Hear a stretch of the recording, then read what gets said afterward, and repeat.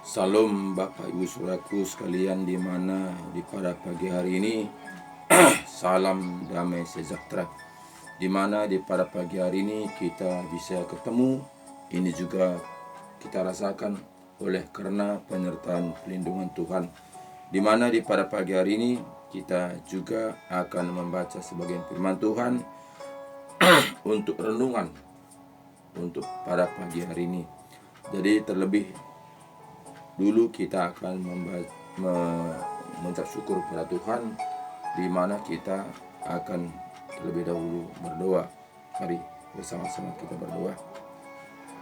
Ya Bapa kami yang baik dalam kerajaan surga, kami mengucap syukur kepada Engkau ya Bapa, di mana Bapa Engkau telah membimbing, menopang, menyertai, melindungi, menyelamatkan kami pagi, siang, sore, bahkan di malam hari tadi kami tidurnya, dan di pada pagi ini Engkau telah banguni kami dengan sehat walafiat. Itu semua kami rasakan oleh tuntunan penyertaan perlindungan-Mu. Dan di pada pagi hari ini Bapa, kami boleh merenungkan kebenaran firman-Mu, membaca sebagian firman-Mu, sehingga firman-Mu yang kami baca ini bisa kami mengerti, bisa kami jalankan seturut dan kehendak-Mu. Terima kasih Bapa, Engkau begitu baik, Engkau begitu mengasihi kami, sehingga kami pada pagi ini Engkau telah banguni dengan sehat walafiat. Kami hanya bisa bersyukur kepada Engkau saja. Terima kasih Bapa, dalam nama Yesus kami berdoa dan bersyukur. Haleluya. Amin. Salam Bapak Ibu Saudaraku sekalian di mana saja berada di pada pagi hari ini. Salam damai sejahtera. Maaf Bapak Ibu Saudaraku, saat ini suara saya agak serak, tapi tidak itu membuat kita tidak membuat renungan pagi. Tapi kita tetap berdoa pada Tuhan, bersyukur pada Tuhan supaya Tuhan campur tangan membuat kita kuat dan tetap menjaga kesehatan kita. Terima kasih banyak di mana pada pagi ini kita bisa bersyukur dan bisa merenungkan firman Tuhan.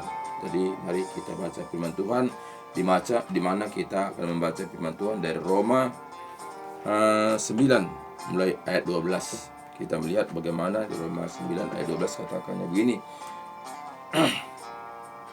Dikatakan kepada Ribka, anak yang tua akan menjadi hamba anak yang muda.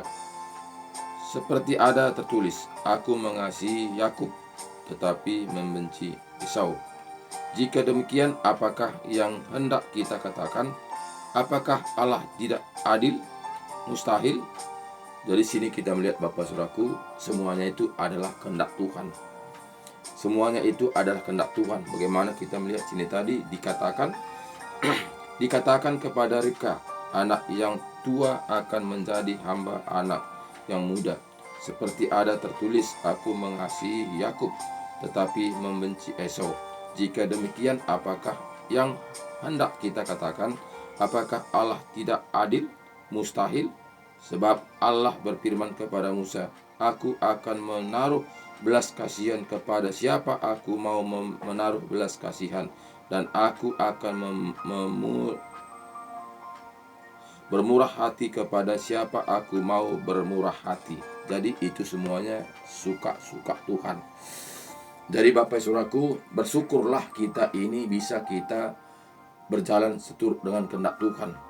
Bersyukurlah kita ini bisa kita berjalan taat dan melakukan firman Tuhan. Ini semua Bapak Saudaraku bukanlah karena kekuatan kita, kehebatan kita, usaha kita. Jika Tuhan tidak berkehendaki, kita tidak akan memahami jalan-jalannya Tuhan. Jadi ini semua Bapak Saudaraku, bersyukurlah. Janganlah kita pandang sekeliling kita. Orang itu enak kali ya, semuanya bisa. Semua bisa lakukan. Semuanya bisa, bebas.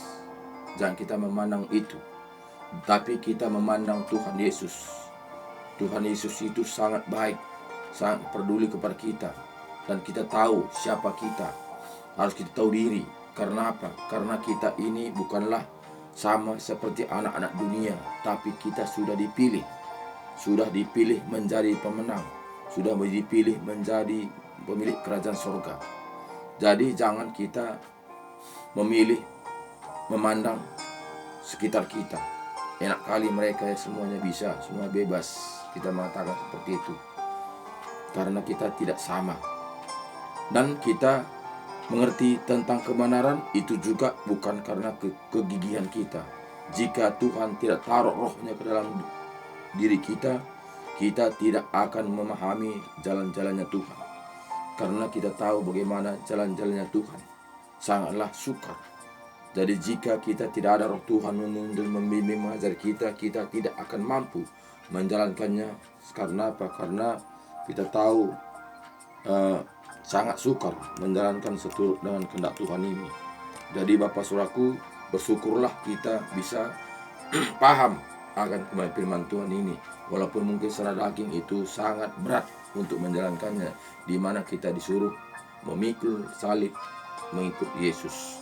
Jadi sini kita melihat tadi Bapak Saudaraku, ayat 16, jadi hal itu tidak tergantung pada kehendak orang atau usaha orang, tetapi kepada kemurahan hati Allah. Jadi semuanya itu Saudaraku bukan karena usaha kita, bukan karena kehendak kita, tapi semuanya itu karena Tuhan.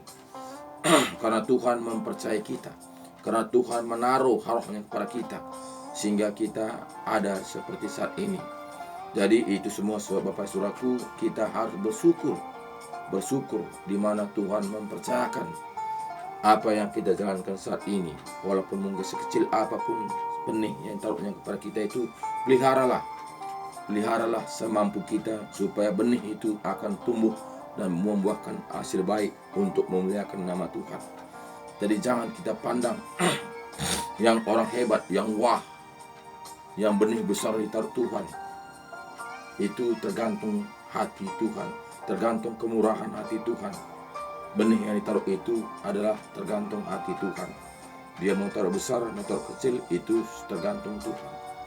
Jadi itu semuanya harus kita syukuri, harus kita bina, harus kita pupuk benih yang dikasih Tuhan itu kepada kita, supaya dia bisa besar dan membuahkan hasil baik untuk kemuliaan nama Tuhan.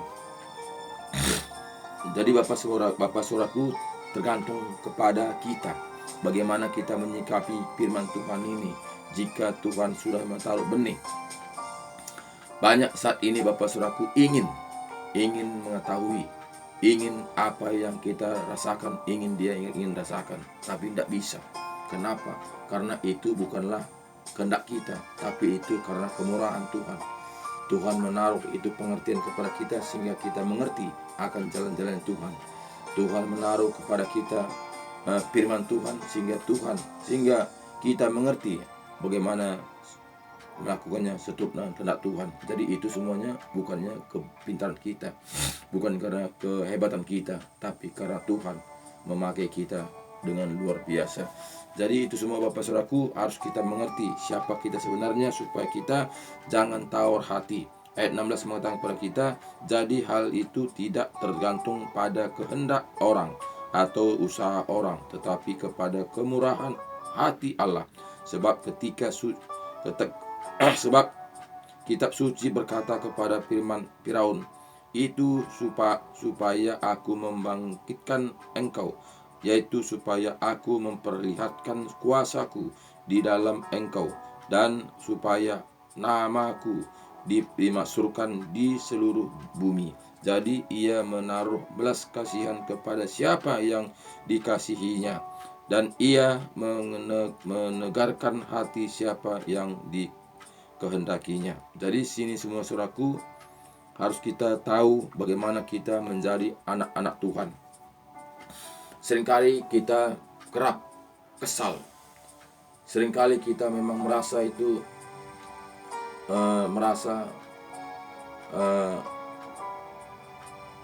lelah, di mana kita melayani jiwa-jiwa, kita melayani dia, kita doakan dia, kita tuntun dia, kita bimbing dia, kita berikan pengertian akan firman Tuhan, tapi dia tetap tidak nalar. Walaupun ada mukjizat yang kita tunjukkan kepada dia bagaimana Tuhan itu dahsyatnya, tapi dia tetap juga berbelok. Itu bukanlah kuasa kita, itu bukanlah kehendak kita, itu bukanlah kepintaran kita. Tapi jika Tuhan tidak menaruh, itu tidak akan bisa. Bagaimanapun kita membimbing dia, bagaimana kita membina dia, bagaimana kita mengajari dia, jika tidak Tuhan menaruh, itu tidak akan bisa bertumbuh. Kenapa Bapak Saudaraku? Karena jika bibit itu tidak ada umbinya, ada bijinya, bagaimanapun kita lawat, dia akan busuk, dia akan mati. Jadi harus kita mengerti. Saya pun dulu begitu, Bapak Saudaraku. Saya mati-matian untuk berkorban, untuk melayani jiwa-jiwa. Begitu pergumulannya dia hampir-hampir dia mati, penderitaan dia, sehingga saya layani dia pulih sehat, sehingga dia segar kembali. Tapi dia berbalik lagi ke kubangan. Kenapa, saudaraku? Karena dia tidak terpilih, karena dia tidak ada umbinya, karena dia tidak ada bibit yang ditaruh Tuhan. Jadi jangan kita kesal, saudaraku. Yang penting kita itu lakukan semampu kita. Bukakan rahasia firman Tuhan kepada sesama kita, supaya semuanya itu akan terbuka. Jika dia ada umbinya, dia akan tumbuh. Dia akan tumbuh, dia akan besar, dia akan membuahkan hasil baik. Jika tidak ada umbinya, bagaimanapun cara kita, itu tidak akan tumbuh. Jadi makanya banyak sering kita mengatakan itu memang tidak tahu diuntung. Kenapa? Karena dia sudah bimbing, layani, sudah mendapatkan kuasa Tuhan, mujizat Tuhan dengan luar biasa, tapi dia tidak pernah bersyukur kepada Tuhan. Jangan kita mengatakan begitu, saudaraku, karena dia itu tidak terpilih. Jadi dengan cara apapun kita lakukan itu, kalau jika dia tidak terpilih, tidak akan bisa tumbuh. Yang penting kita kerjakan. Jadi jangan kita merasa kesal, karena upah kita itu sudah disediakan Tuhan. Walaupun dia tidak tumbuh, walaupun kita sudah berupaya bagaimana cara kita untuk melayaninya, tidak tumbuh, itu bukannya urusan kita. Yang penting kita sudah sampaikan firman kebenaran. Tumbuh dan tidak tumbuh, itu bukanlah urusan kita, tapi itu urusan Tuhan. Karena yang mempunyai kuasa Tuhan. Yang penting kita jalankan talenta-talenta yang berikan Tuhan kepada kita. Bibit-bibit Tuhan yang berikan Tuhan kepada kita. Umbi yang berikan Tuhan kepada kita. Supaya kita berjalan seturut dengan kehendak Tuhan. Jadi jangan kita pakai logika kita. Jangan kita pakai pikiran kita. Jika kita pakai pikiran kita, mungkin kita seringkali kecewa melewat jiwa-jiwa. Karena seringkali kita dengan pikiran kita, dengan upaya kita, dengan kegigihan kita melayani jiwa-jiwa, tapi namun tidak tumbuh. Jadi Bapak Saudaraku, yang penting kita kerjakan kerjaan Tuhan semampu kita. Selebihnya Tuhanlah yang mengetahui. Makanya sini tadi katanya pada kita tadi,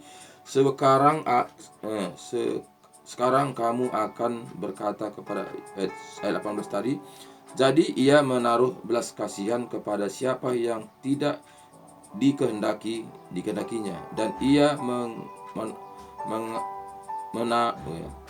dari 18. Jadi ia menaruh belas kasihan kepada siapa yang dikasihinya, dan ia menegarkan hati siapa yang dikehendakinya. Jadi Tuhan yang tahu.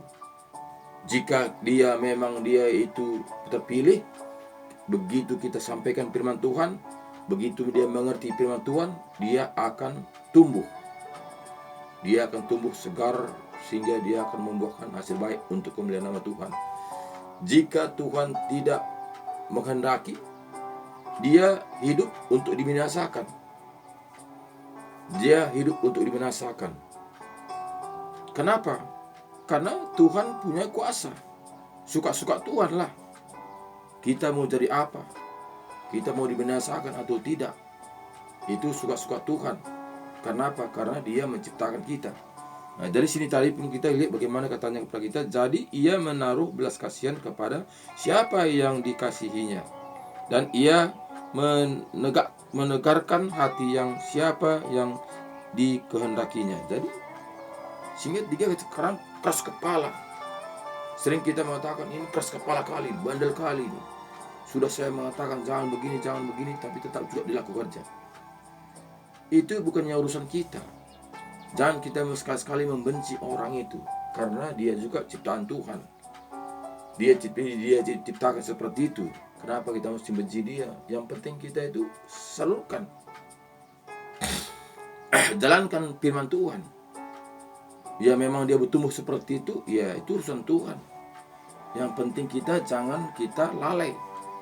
Jangan kita itu lalaikan dia. Tapi kita itu berikanlah apa yang dikasih Tuhan kepada kita supaya dia merasakannya. Jadi tidak lagi alasan nanti saya tidak mengerti, saya tidak tahu, saya tidak meladang yang membimbing saya tidak tahu yang beritahu pada saya. Jangan lagi nanti ada alasan dia. Karena apa? Karena tugas kita sudah kita laksanakan. Jadi begitulah kita hidup dalam dunia, saudaraku. Semuanya itu adalah kehendak Tuhan.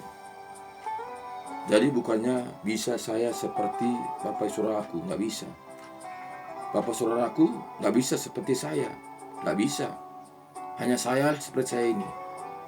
Jadi jangan nanti Bapak Ibu saudaraku maunya saya seperti Pak Yohanes itu tidak akan bisa. Bagaimanapun tidak bisa. Saya ingin seperti Bapak Ibu saudaraku, itu juga tidak bisa. Karena kita sudah ditetapkan, kita sudah dipilih. Untuk apa kita lahir ke dunia ini? Jadi Bapak Ibu saudaraku, bibit yang ditaruh Tuhan kepada kita itu, talenta yang berikan Tuhan kepada kita itu, itulah yang kita bina, itulah kita pupuk, itulah kita kerjakan semampu kita. Jadi jangan pernah kita maunya seperti Bapak Sianu sana ya. Jangan kita pernah membandingkan diri kita dengan orang lain. Karena orang lain beda, kita beda.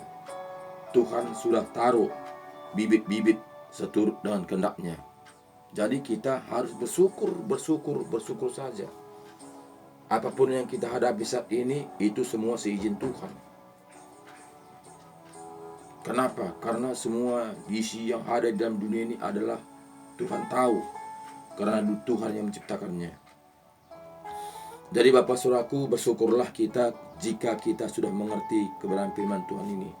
Walaupun mungkin dengan berat melakukannya, lakukanlah semampu kita. Tuhan juga tidak paksa kita harus begini, tidak. Tapi Tuhan memberikan talenta masing-masing. Beban yang diberikan Tuhan itu seturut dengan kemampuan kita. Tuhan tidak taruh beban lebih dari kemampuan kita, tidak. Tapi Tuhan itu tahu seberapa kemampuan kita. Jadi Bapak saudaraku, supaya kita bisa mengucap syukur. Jika kita tidak tahu apa porsi kita hidup dalam dunia ini, seringkali kita itu resah, seringkali kita itu cemas, seringkali kita itu khawatir, seringkali kita tidak bisa bersyukur pada Tuhan. Kenapa? Karena kita tidak tahu siapa kita. Kita tidak tahu diri, siapa kita sebenarnya. Kita maunya sama seperti orang sana. Nggak bisa. Makanya banyak saat ini Bapak saudaraku ikut-ikutan. Orang jual lontong, dia ikut jual lontong. Nggak bisa. Nggak bisa dia laris. Kita melihat jual lontong sana, saya juga jual sini lontong, pasti laris. Belum tentu. Karena apa? Karena dia memang porsi dia itu. Ya porsi kita, lihatlah apa yang diberikan Tuhan kepada kita. Itulah kita bina, itulah kita pupuk. Jadi jangan kita ikut-ikutan. Nggak bisa. Nah, jadi Bapak saudaraku, sadarlah kita supaya kita ini bisa mengucap syukur. Jika kita tidak sadar kita siapa, pasti kita tidak mengucap syukur. Bahkan kita tetap sungut-sungut. Tuhan itu tidak adil. Tuhan itu tidak baik. Tuhan itu tidak mendengar doa saya. Tuhan itu tidak peduli pada saya. Pasti itu akan terjadi jika kita tidak menyadari untuk apa kita diciptakan Tuhan. Jadi Bapak saudaraku yang saya kasih di dalam Tuhan Yesus, ayat 19 mengatakan kepada kita,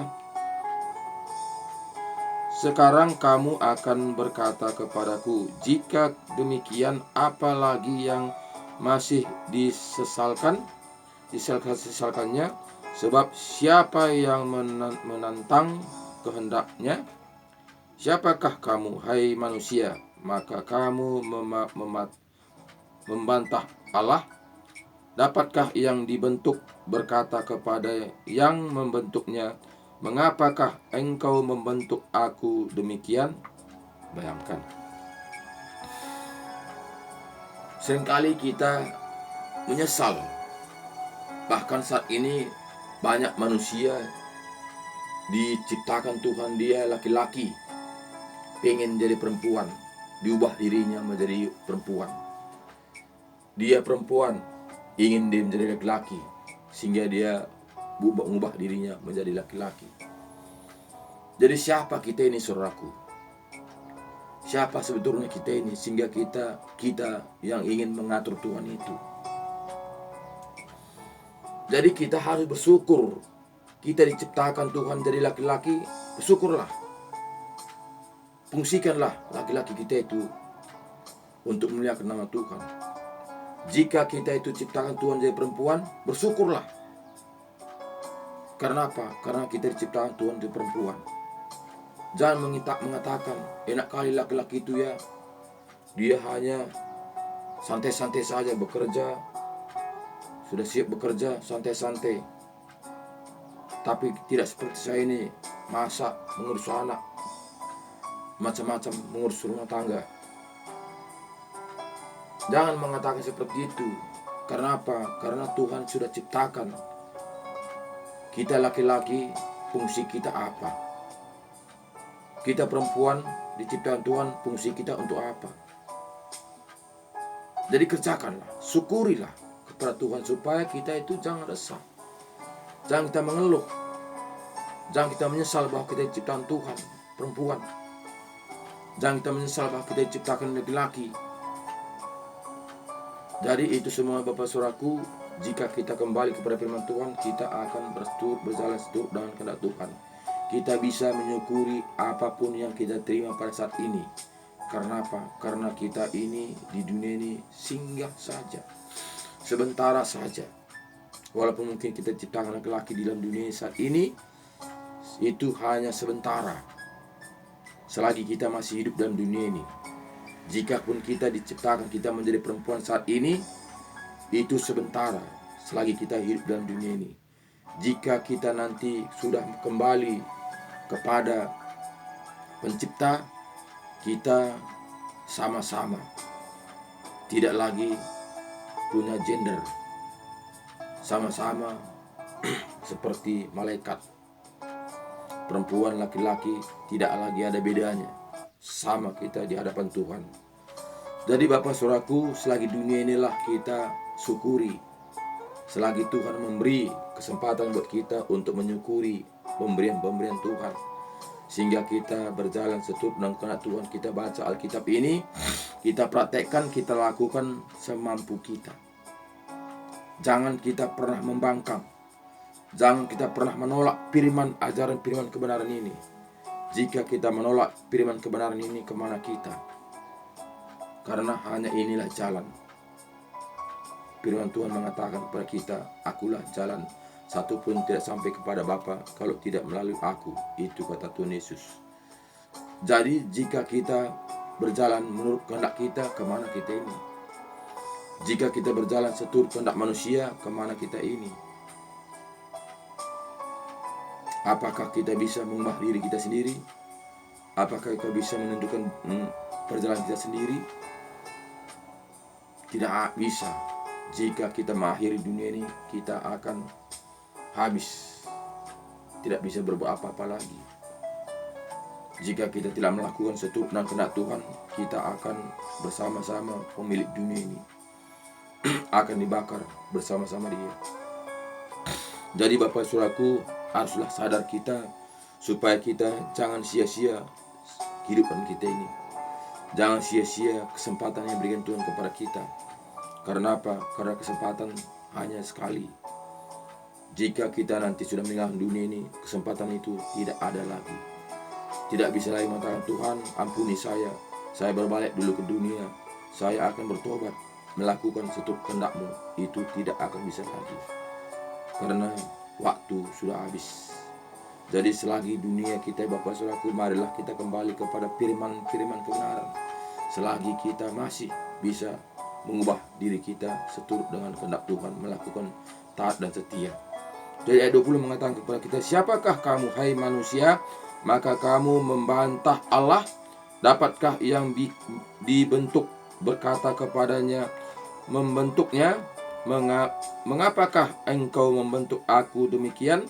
Apakah tukang periuk tidak mempunyai hak atas tanah liatnya untuk membuat dari gumpalan yang sama supaya suatu benda untuk dipakai guna tujuan yang mulia dan suatu benda lain untuk dipakai guna tujuan yang biasa? Itu semuanya adalah kehendak Tuhan. Tanah liat yang dibentuk itu adalah rencana Tuhan. Kita membuat menjadi batu merah, batu tembok, kita akan menjadi rumah. Jika kita dibuatnya menjadi keset kaki, tentu kita tetap di tempat WC.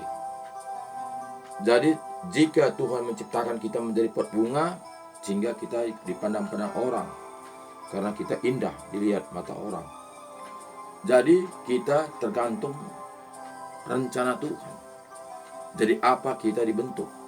Apakah yang jadi kloset itu mengatakan, Tuhan, kenapa kau taruh aku jadi jongkokan orang? Hina kalilah aku ini. Nggak bisa. Karena Tuhan yang menentukan. Syukuri ajalah walaupun kita ciptakan dari kloset. Syukurilah. Karena kita diciptakan untuk itu. Jika kita diciptakan Tuhan untuk batu merah, syukurilah, kita tidak akan terpandang karena kita ditutupi dengan semen. Jika kita diciptakan kita di pot bunga, syukurilah, kita akan dipandang-pandang orang. Jadi semuanya itu, saudaraku, jika kita itu mau mengatur Tuhan, tentu kita akan binasa. Seringkali manusia ingin mengatur Tuhan. Tuhan, jaga padiku di ladang sana. Tuhan, jaga jerukku di ladang sana. Tuhan, jaga hartaku di sana. Sehingga Tuhan itu kita samakan sama seperti sapam, tanpa kita sadari siapa kita sebenarnya. Siapa kita ini sehingga kita mengatur Tuhan. Itu kadang-kadang kita tidak menyadari, saudaraku. Harus kita sadar siapa kita. Kita diciptakan tergantung Tuhan. Kita hanya bisa bersyukur. Tuhan, saya bersyukur Tuhan. Di mana di pada pagi ini Engkau telah bangun saya. Tuhan, terima kasih Tuhan. Engkau telah memberkati sepanjang kehidupan saya. Tuhan, terima kasih Tuhan. Di mana Engkau telah bentuk saya seperti ini. Terima kasih Tuhan, di mana Engkau telah memberikan saya talenta seperti ini. Kita bersyukur terus, nggak ada lagi pilihan lain. Nggak bisa benda itu komen kepada pencipta. Seperti tembok itu, nggak bisa dia komen, menjadikan dia jadi tembok, nggak bisa dia komen. Seperti yang tadi jadi kloset tadi. Bau kali sini Tuhan, kau ciptakan aku jadi kloset. Jangan, nggak bisa dikomen karena diciptakan seperti itu. Jadi kita juga manusia begitu, saudaraku. Kita diciptakan dari petani, syukurilah kita itu menjadi petani. Jika kita ciptakan dari nelayan, syukurilah apa yang kita berikan Tuhan kepada kita. Jika kita berikan Tuhan dari pegawai, syukurilah. Jika kita diciptakan Tuhan dari supir, syukurilah. Janganlah kita mengeluh. Syukuri aja. Berdoa kepada Tuhan. Tuhan, Engkau sudah memberikan saya talenta untuk menjadi supir. Berkati pekerjaan saya ini sehingga banyak sewa. Hanya itu aja. Berdoa kepada Tuhan. Saya percaya Tuhan, Kau cukupi biaya kehidupan saya oleh nyupir ini. Itu saja. Syukuri aja. Taati firman Tuhan ini, taat dan setia. Kita akan memperoleh. Karena semua talenta-talenta yang berikan Tuhan di dalam dunia ini untuk sementara. Selagi kita hidup dalam dunia ini, sama seperti tubuh kita ini. Tubuh kita ini kita pakai sementara. ketika kita nanti sudah dipanggil Tuhan, tubuh kita ini kita tinggalkan. Tubuh kita kembali kepada semula, yaitu dari tanah. Jadi perjuangan kita Bapak Saudaraku sekarang ini bukanlah tentang apa yang kita jalankan saat ini, tapi perjuangan kita itu adalah masa akan datang. Apapun talenta kita saat ini berikan Tuhan, syukuri, itu semuanya untuk akan datang. Kita semuanya sama di mata Tuhan, walaupun kita berbeda-beda. Walaupun orang kaya, orang miskin, orang susah, semuanya nelayan, petani, supir, apapun pekerjaan kita itu sama di mata Tuhan. Yang penting kita itu apakah kita menyukurinya, apakah kita itu tetap melakukan firman Tuhan taat dan setia. Hanya itu aja. Karena pekerjaan kita ini hanya sementara selagi kita masih hidup dalam dunia ini. Nah, jadi jangan kita resah, jangan kita cemas karena apa saat ini yang kita kerjakan. Syukuri saja. Jadi ayat 32 mengatakan justru untuk menyatakan kekayaan kemuliaannya atas benda-benda belas kasihannya yang telah dipersiapkannya untuk kemuliaannya, yaitu kita yang telah Dipanggilnya bukan hanya dari antara orang Yahudi, tetapi juga dari antara bangsa-bangsa lain.